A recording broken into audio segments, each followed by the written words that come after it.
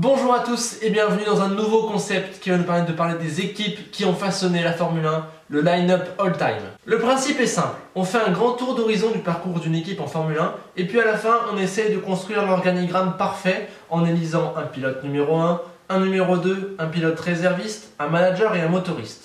En bonus, et parce que la F1 c'est aussi une affaire de style et d'émotion, on rajoutera une saison, celle qui symbolise le mieux l'histoire de l'équipe, mais aussi un Grand Prix emblématique et une livrée mythique. Pour ce qui est des critères, ce qui compte principalement, c'est la performance, l'impact que tel pilote ou tel manager a eu sur l'équipe, et l'image qu'il nous en reste. Il y aura donc un peu de subjectivité, mais je donnerai mes critères et j'essaierai de justifier à chaque fois. Et dans tous les cas, vous pouvez vous-même me donner votre line-up dans les commentaires, ce qui permettra peut-être de rééquilibrer les choses. Dernière précision avant de commencer, ce concept n'est pas vraiment novateur, mais je ne l'ai jamais vu fait appliquer à la Formule 1, donc je me lance et puis voilà, ça permet de parler des équipes, donc c'est un bon prétexte.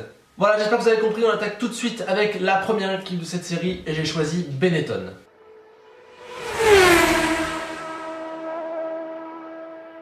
Étant né en 1999, je n'ai jamais vu courir Benetton en direct, j'ai revu les courses bien évidemment et le gros de l'histoire, mais donc tout ça pour dire que je n'ai jamais vu Benetton en direct, mais que cette équipe m'a quand même impacté. J'ai toujours eu une petite admiration, un petit truc envers cette équipe, je sais pas, peut-être les couleurs ou quoi. Donc justement on va dérouler leur histoire pour voir pourquoi Benetton reste comme une des équipes les plus emblématiques de l'histoire de la F1. Mais bon, revenons au début. Benetton, c'est une marque de vêtements italienne, United Colors of Benetton, dont la popularité augmente dans les années 70-80. Comme toutes les marques, elle souhaite se faire de la pub et va donc sponsoriser des équipes de Formule 1. En 1983, elle sponsorise donc Tyrrell, puis Alfa Romeo et Toleman l'année suivante. Mais face à la faillite de Toleman, Luciano Benetton, le grand patron, entrevoit la possibilité de se lancer en tant qu'écurie. Ainsi, il rachète Toleman et c'est parti pour l'aventure. Et oui, Benetton est né des cendres de la première équipe d'Ayrton Senna. Benetton débarque donc en Formule 1 en 1986. À cette époque, c'est McLaren qui domine la compétition et on assiste à des batailles entre Prost, Senna ou Piquet. Le premier duo de pilotes de Benetton est constitué de Theo Fabi, un ancien de Toleman, et de Gerhard Berger, un jeune prometteur qui ne restera qu'une année avant de s'envoler chez Ferrari. Si Benetton ne joue pas les premiers rôles dès sa première année, elle fait quand même des performances assez remarquables. Dès le troisième Grand Prix de son histoire, elle signe un podium grâce à Gerhard Berger à San Marino. Petit à petit, elle s'impose dans le top 10 et signe parfois des podiums en qualification. À la 12e manche du championnat, elle se fait remarquer en réalisant un doublé en qualification. Fabi fait la pole devant Berger. Au Grand Prix suivant, Fabi signe encore la pole. L'apothéose de cette première saison viendra lors de l'avant-dernier Grand Prix, quand Berger remporte la course au Mexique. Malgré d'excellents résultats, le problème de Benetton c'est la fiabilité. Il y avait 16 courses cette année-là, ce qui fait 32 arrivées possibles, et il y a eu 22 abandons, dont 16 sur ennui mécanique. Voilà, ça fait 50% d'abandon mécanique, ce qui est énorme, même si à l'époque c'était beaucoup plus fréquent. Donc voilà, avec tout ça, Benetton ne finit que 6ème du classement général à la fin de la saison 86. Cette statistique va certainement être à la base des calculs et des changements pour la nouvelle saison, puisque Benetton se sépare de BMW comme motoriste et engage Ford Cosworth, Ford qui motorise aussi Tyrrell ou March et qui a déjà motorisé Williams par le passé. Pour remplacer Berger, parti chez Ferrari, Benetton engage Thierry Boutsen, pilote belge qui a déjà 60 Grands Prix au compteur. La saison 87 voit l'équipe se stabiliser un petit peu avec moins d'abandons, elle finit 5ème du général avec 2 podiums. Peu de changements pour 88, Alessandro Nannini remplace Theo Fabi et l'équipe continue de progresser. Seulement 9 abandons sur 30 possibles, 7 podiums et une 3ème place au classement des équipes. En 89, Benetton connaît cependant une légère régression. Boutsen parti chez Williams, Emmanuel Pirot le remplace et ne marquera que 2 points sur l'ensemble de la saison. Et c'est son coéquipier Alessandro Nannini qui brille en scorant 3 podiums, dont une première victoire, permettant à l'équipe de se reclasser tout de même 4ème. Mais en 89, Benetton va faire un énorme changement puisqu'elle va enrôler Flavio Briatore en tant que manager.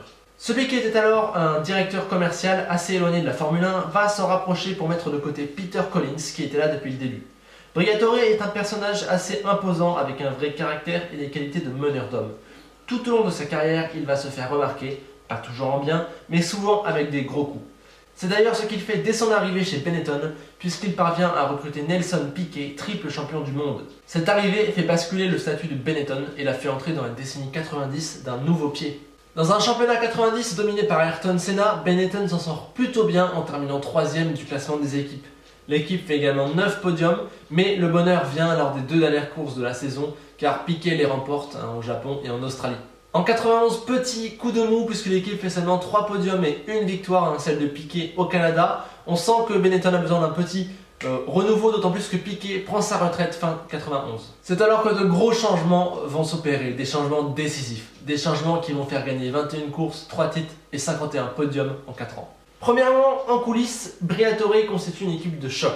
Il a déjà depuis 89 John Barnard, son ingénieur, et il va recruter Tom Walkinshaw, mais surtout Ross Brawn.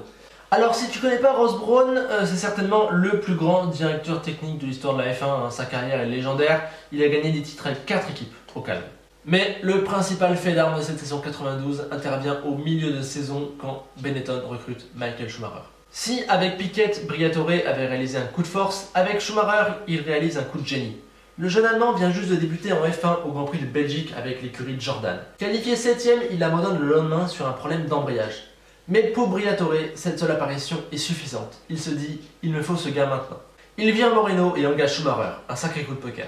Quand on sait ce que deviendra Michael Schumacher par la suite, on peut vraiment dire que c'est un coup de génie. En tout cas, avec Schumacher et Ross Brawn, Briatore a sa base pour le futur de Benetton. Pour remplacer Piquet, parti à la retraite, Benetton a pris Martin Brundle, un mec solide. 92 commence doucement car McLaren et Williams sont bien meilleurs. Cependant, Schumacher s'accroche et parvient, quand la mécanique ne lui fait pas défaut, à signer de beaux podiums. Au milieu de la saison, il parvient même à remporter sa première victoire au Grand Prix de Belgique. Au final, il terminera 3ème du championnat, tout comme Benetton, car Brundle a réalisé une très bonne deuxième partie de saison. Pour continuer de se renforcer, Benetton parvient à remplacer Brundle par Riccardo Patrese, qui est le vice-champion du monde en titre.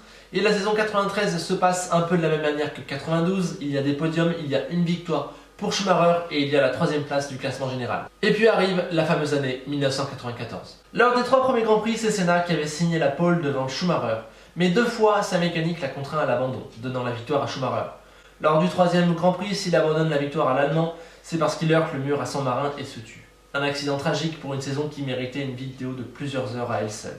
Mais ce qu'il faut retenir en cette saison 94, c'est que Benetton est vraiment la meilleure équipe du plateau. Schumacher a gagné 6 des 7 premières courses, mais il a un petit coup de mou dans le milieu de saison, notamment dû à des histoires un peu sombres de disqualification, ce qui fait que son rival Damon Hill lui revient très fort dessus pour la lutte au titre. Le titre se jouera même au dernier Grand Prix, où Schumacher viendra percuter Hill, faisant abandonner les 2 pilotes et donc lui assurant le titre.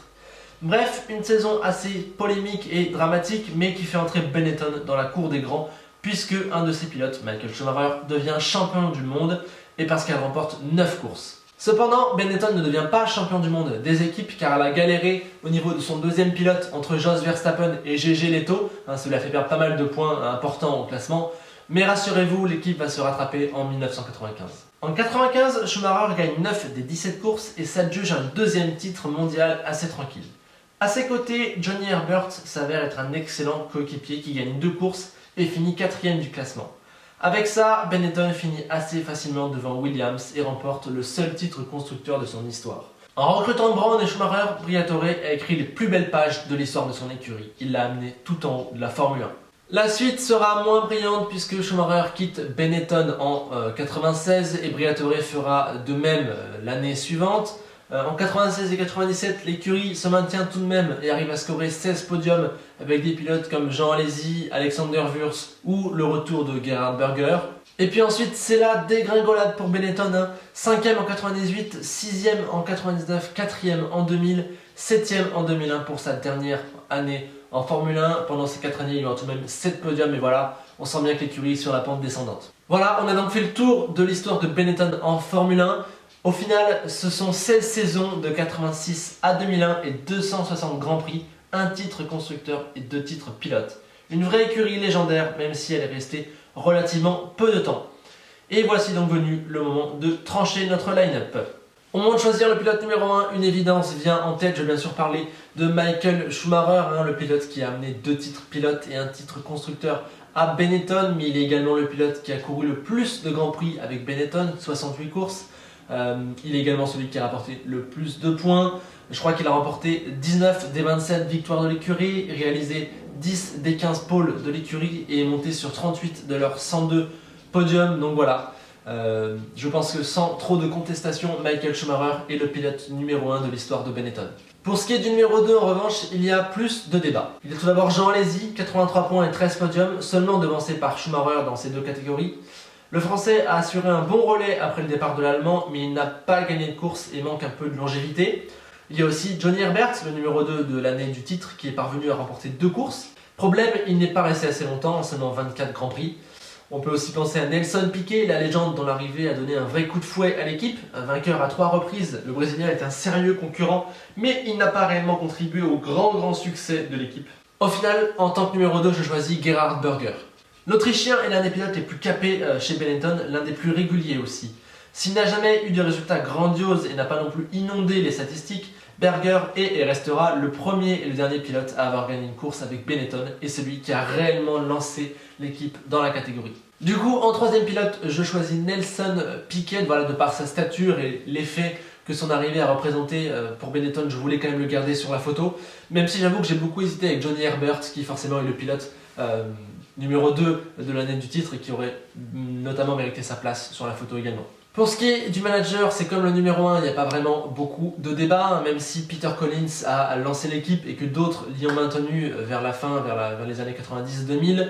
Je pense qu'on peut dire que Briatore est le meilleur, Ross Brawn, Piquet, Schumacher, les 2 titres pilotes, le titre constructeur, tout ça c'est lui, donc je pense que c'est clairement le manager le plus iconique de l'histoire de Benetton. Passons désormais aux motoristes, et là il y a match. J'exclus d'entrée BMW qui n'a été là que la première année et qui a fait vivre pas mal de soucis. J'exclus aussi Playlife, motoriste de 98 à 2000. La place se joue donc entre Ford Cosworth et Renault. Donc Ford a motorisé Benetton de 87 à 94 et a donc connu les années d'ascension.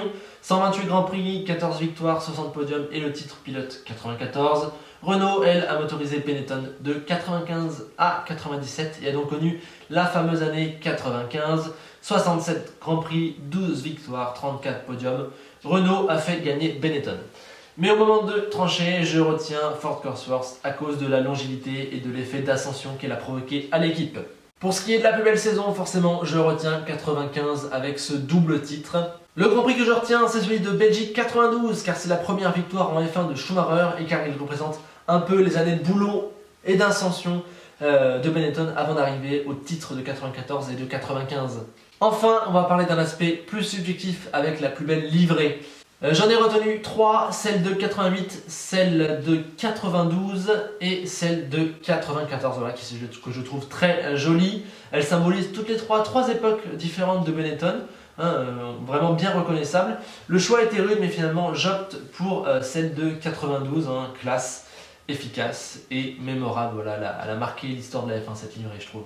Du coup, voilà le tableau récapitulatif. Pour Schumacher et Briatore, je pense qu'il n'y aura pas trop de débat. Ce sont clairement les 2 personnages emblématiques de cette écurie. Berger en numéro 2, Piquet en 3. Là par contre, il va sûrement y avoir d'autres choix qui seront faits.